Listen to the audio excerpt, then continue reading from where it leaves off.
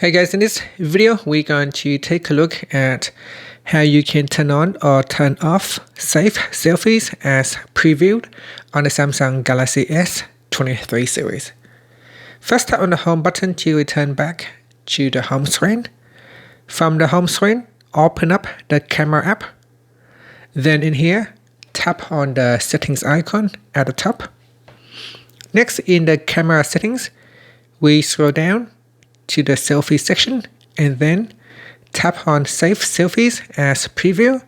Tap on the toggle button to switch it off or turn it on, and set that Save Selfies and Selfie videos as appear in the preview without flipping them.